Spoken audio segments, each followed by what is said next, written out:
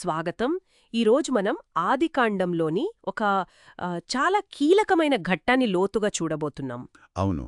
దేవుడు అబ్రహాముతో చేసిన నిబంధన.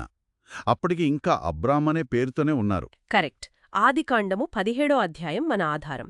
ఇది జరిగినప్పుడు అబ్రాము వయసు 99 సంవత్సరాలు, షారై వయసు 89. అంటే మానవపరంగా చూస్తే సంతానం కలగడం దాదాపు అసాధ్యం అనిపించే వయసు. అవును. అలాంటి సమయంలో యెహోవా ఆయనకు ప్రత్యక్షమై ఒక నిబంధన చేశాడు. అసలా నిబంధన ఏంటి?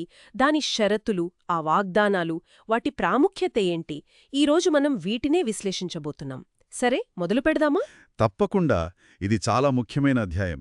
ఎందుకంటే ఆ కాలంలో నిబంధన అంటే ఏదో మామూలు ఒప్పందం కాదు. అంతకంటే ఎక్కువ అంటారా? అవును. అది ఒక బంధం, ఒక సంబంధాన్ని కొత్తగా నిర్వచించేది. ఇక్కడ దేవుడే స్వయంగా మనిషితో ఒక శాశ్వతమైన బంధం ఏర్పాటు చేసుకోవడం చూస్తాం, తరతరాలకు నిల్చేలా. ఇందులో పేర్లు కూడా మారుతాయి కదా? అబ్రాము పేరు, షారై పేరు. అవును, అది కూడా చాలా ముఖ్యం.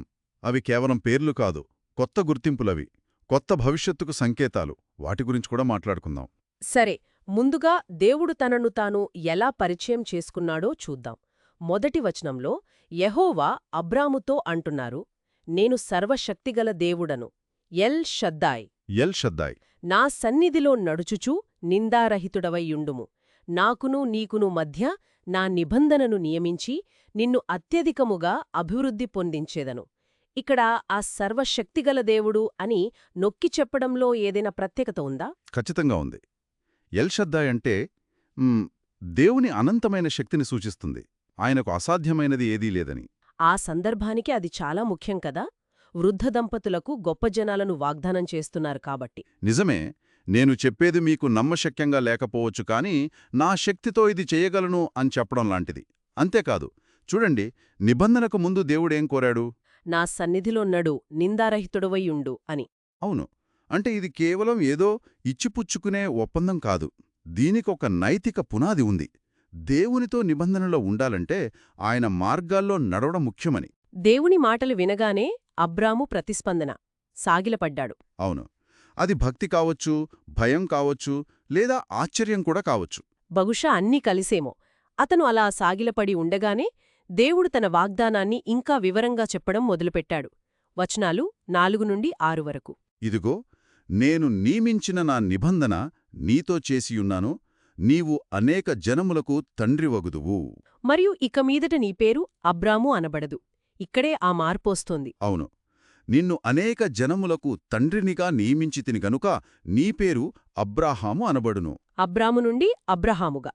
నీకు అత్యధికముగా సంతానవృద్ధి కలగజేసి నీలో నుండి జనములు వచ్చినట్లు నియమించుదును. రాజులను నీలో నుండి వచ్చెదరు. వావ్! ఇక్కడ కథనం పెద్ద మలుపు తీసుకుంది. ఇక్కడ ఆసక్తికరమైన విషయమేంటంటే ఈ పేరు మార్పు, దాని వెనుకున్న అర్థం. అబ్రామంటే బహుశా గొప్ప తండ్రి అనుకోవచ్చు.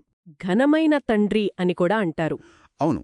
కాని అబ్రహామంటే అనేక జనుములకు తండ్రి, ఫాదర్ ఆఫ్ మెనీ నేషన్స్. ఇది కేవలం పేరు మార్పు కాదు, అతని గుర్తింపునే మార్చేస్తుంది. ఖచ్చితంగా అతని ఉనికిని, అతని గమ్యాన్ని మారుస్తుంది. దేవుడు అతని జీవిత లక్ష్యాన్ని విస్తృతం చేస్తున్నాడు. కేవలం ఒక కుటుంబ పెద్దగా కాకుండా అనేక జాతులకు, జనాలకు మూలపురుషుడుగా, వారిలో రాజులు కూడా పుట్టేంతగా. అంటే దేవుని ప్రణాళిక చాలా పెద్దది అని తెలుస్తోంది. చాలా పెద్దది. వాగ్దానాలు కేవలం సంతానం, జనాలకే పరిమితం కాలేదు గదా, ఒక భూభాగం గురించి కూడా ఉంది. అవును. 7-8 వచనాల్లో, నేను నీకును నీ తరువాత నీ సంతానమునకును దేవుడనయుండునట్లు. నాకును నీకును నీ తరువాత వారి తరములలో నీ సంతతికిని నా నిబంధనను నిత్య నిబంధనగా స్థిరపరచెదను. నిత్య నిబంధన. ఆ తరువాత నీవు పరదేశివయ్యున్న దేశమును, అనగా కనానను దేశమంతటినీ నిత్య స్వాస్థ్యముగా ఇచ్చి వారికి దేవుడనయుందునని చెప్తాడు. నిత్య నిబంధన, నిత్య స్వాస్థ్యము, ఈ మాటలు చాలా బలంగా ఉన్నాయి. దీని అర్థమేంటి? దీన్ని పెద్ద చిత్రంలో చూస్తే ఈ భూమి వాగ్దానం అంటే కేవలం ఒక స్థలం ఇవ్వడం కాదు, అది అబ్రహాము సంతతికి ఒక గుర్తింపు. వారి ఉనికికి కేంద్రబిందువులాగా. అవును, వారి భవిష్యత్తుకు ఆధారం. నిత్య నిబంధన అంటే దేవుని స్థిరత్వం, ఆయన మాట కాలానికి అతీతమైనది అని. ఇది కేవలం అబ్రహాముతో కాదు, అతని తర్వాత వచ్చే లెక్కలేనన్ని తరాలతో కూడా దేవుడు సంబంధం కొనసాగిస్తానని హామీ ఇస్తున్నాడు. మరి ఆ కనాను దేశం నిత్య స్వాస్థ్యము అవ్వడం? అంటే వారి చరిత్రకు, వారి అస్తిత్వానికి ఒక శాశ్వతమైన, భౌతికమైన ఆధారం ఇవ్వడం, వారిని ఒక ప్రత్యేక ప్రజగా నిలబెట్టే వాగ్దానాలలో ఇదొకటి. మరి ఇంత పెద్ద నిబంధనకు గుర్తుగా దేవుడు దేన్ని నియమించాడు? అది సున్నతి కదా? అవును, సున్నతి 9 నుండి 14 వచనాల్లో స్పష్టంగా ఉంది. దేవుడు అబ్రహముతో, నీవునూ నీ సంతతియు నా నిబంధనను గైకొనవలెను, మీలో ప్రతి మగవాడునూ సున్నతి పొందవలెను, అది నాకూ నీకు మధ్యనున్న నిబంధనకు సూచనగా ఉండును అని ఆజ్ఞాపించాడు. 8 రోజుల వయస్సులో ఇంట్లో పుట్టినవారికైనా లేదా వెండితో కొనబడిన పరదేశులకైనా సరే. అవును, అది కూడా చెప్పారు. ఇది మీ శరీరమందు నిత్య నిబంధనగా ఉండును అని కూడా అన్నారు. పాటించకపోతే పరిణామం తీవ్రంగా ఉంది. ఆ వ్యక్తి తన జనులలోండి కొట్టివేయబడును. అసలు సున్నతిని ఎందుకెంచుకున్నట్టు? దీని వెనుక ఏదైనా కారణముందా? పురాతన నిబంధనలలో ఇలాంటి భౌతిక గుర్తులుండటం మామూలే. అవి నిబంధనలు గుర్తు చేస్తూ ఉంటాయి. సరే, మరి సున్నతిని ఎందుకు? ఖచ్చితంగా చెప్పలేం గాని కొన్ని ఊహలున్నాయి. ఇది సంతానోత్పత్తికి సంబంధించిన అవయవానికి చేస్తారు కాబట్టి బహుశా దేవుడిచ్చిన సంతాన వృద్ధి, అనేక జన్ములు అనే వాగ్దానాలకు ఇది సూచన కావచ్చు. అంటే నిబంధన వంశపారంపర్యంగా వెళ్తుంది కాబట్టి ఈ గుర్తు కూడా అలాగేనా? అవును, అలా అనుకోవచ్చు. ఇంకో ముఖ్య విషయమేంటంటే ఇది కేవలం రక్త సంబంధికులకే కాదు, ఇంట్లో ఉన్న అందరికీ, కొనబడిన వారికి కూడా. అంటే నిబంధన కొంత కలుపుగోలుకో ఉంది అని చెప్పవచ్చా? ఒక రకంగా చెప్పవచ్చు. కేవలం పుట్టుకతోనే కాదు, ఆ కుటుంబంలో భాగమవ్వడం ద్వారా కూడా నిబంధనలోకి వస్తున్నారని, కాని పాటించకపోతే కొట్టివేయబడును అనడం. చాలా గంభీరంగా ఉంది. అవును, దేవుడు ఈ నిబంధనను ఎంత సీరియస్గా తీసుకుంటున్నాడో, అందులో సభ్యత్వం ఎంత బాధ్యతాయుతమో చూపిస్తుంది.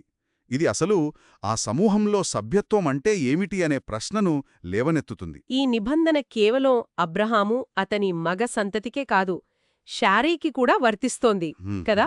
ఖచ్చితంగా. దేవుడు ఆమె పేరును కూడా మార్చాడు. అవును, 15వ వచనంలో నీ భార్యయైన శారీ పేరు శారే అనవద్దు, ఏలయనగా ఆమె పేరు శారా అని.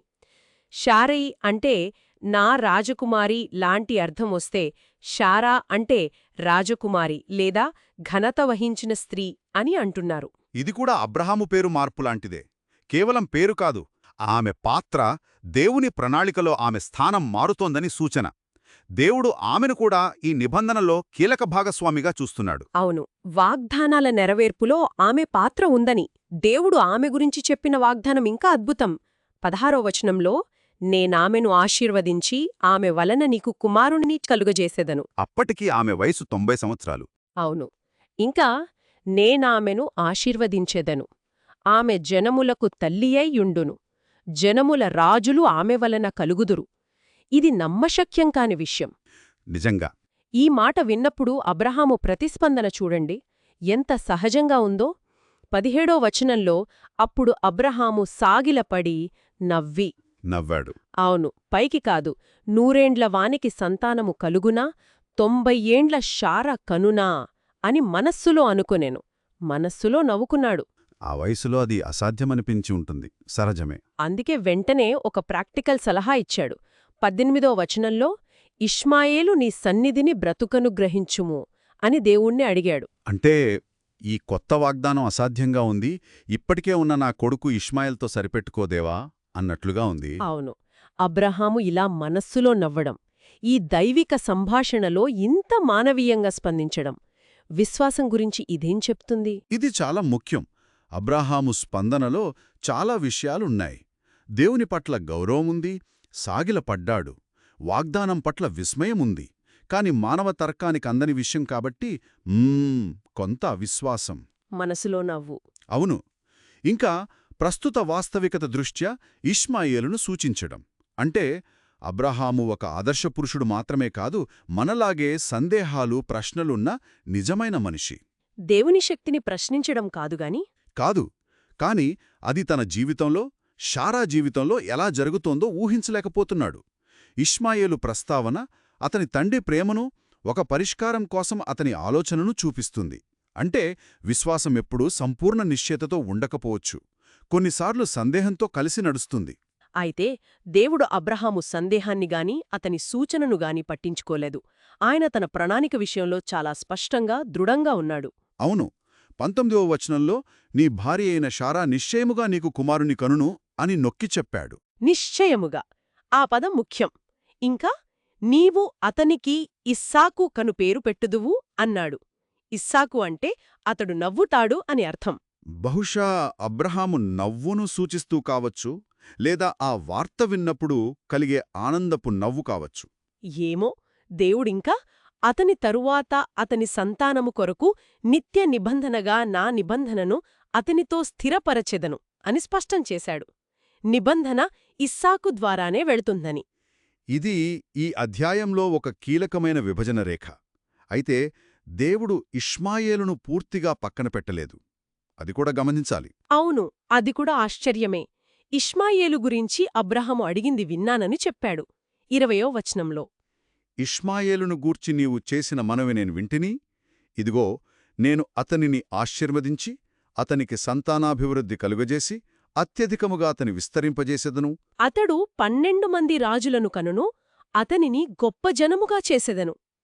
ఇష్మాయేలుకు కూడా గొప్ప భవిష్యత్తు, సంతానం, నాయకత్వం అన్నీ వాగ్దానం చేయబడ్డాయి. గొప్ప జనముగా చేస్తానని కూడా అన్నారు. కాని దేవుడు చేసిన ప్రత్యేక నిబంధన మాత్రం ఇస్సాకుతోనే స్థిరపడుతుంది. 21వ వచనంలో అదే చెప్పారు. అయితే వచ్చు సంవత్సరము ఈ కాలమందు శారా నీకు కనబోవు ఇస్సాకుతో నా నిబంధనను స్థిరపరచదనని. ఈ తేగ చాలా ముఖ్యం. చాలా ముఖ్యం. ఇష్మాయేలు ఆశీర్వదించబడ్డాడు, గొప్పవాడవుతాడు. కాని దేవుడు అబ్రాహాముతో చేసిన నిబంధన, ఆ వాగ్దానాల వారసత్వం మాత్రం ఇస్సాకు ద్వారానే వెళ్తుంది. దేవుడిక్కడ ఒక స్పష్టమైన ఎంపిక చేస్తున్నాడు. ఈ ఎంపిక, ఈ తేడా భవిష్యత్తుపై చాలా ప్రభావం చూపింది గదా. చాలా. తరువాత బైబిల్ కథనమంతటిపైన ఇశ్రాయేలు ప్రజల చరిత్ర, గుర్తింపు, పొరుగు జనాంగాలతో వారి సంబంధాలపైన తీవ్రమైన ప్రభావం చూపింది. ఇది కేవలం కుటుంబ విషయం కాదు, చరిత్రను నిర్దేశించిన దైవిక నిర్ణయం. ఈ సంభాషణ ముగిశాక 22వ వచనంలో దేవుడు వెళ్ళిపోయాడు అని ఉంది. ఆ వెంటనే అబ్రహాము చేసిన పని, అది అతని గురించి చాలా చెబుతుంది. అవును 23వ వచనంలో అప్పుడు అబ్రహాము దేవుడు తనతో చెప్పిన ప్రకారము ఆ దినమందే వారి గోప్యాంగ చర్మమున సున్నతి చేసెను. ఆ దినమందే అన్నది గమనించాలి. ఏమాత్రం ఆలస్యం చెయ్యలేదు. తనకు 99 వయస్సులో, ఇష్మాయేలుకు 13 వయస్సులో ఇంట్లో ఉన్న మగవారందరికీ అదే రోజున, పుట్టినవారికైనా కొనబడినవారికైనా అందరికీ. ఇది నిజంగా అసాధారణమైన విధేయత. కొద్దిసేపటి క్రితమే నమ్మశక్యంగా లేని వాగ్దానాన్ని విని మనసులో నవ్వుకున్న, సందేహించిన మనిషి ఇప్పుడు ఏమాత్రం సంకోచం లేకుండా వెంటనే అదే రోజున దేవుని ఆజ్ఞను పాటించాడు. ఇది అతని విశ్వాసంలో పరిపక్వతనా, లేక దేవుని ఆజ్ఞ యొక్క ప్రాముఖ్యతను గ్రహించాడా? బహుశా రెండూ కావచ్చు. అతని మనసులోని సందేహం పూర్తిగా పోయిందో లేదో మనకు తెలీదు, కాని అతని చర్య మాత్రం సంపూర్ణ విజేయతను చూపుతుంది.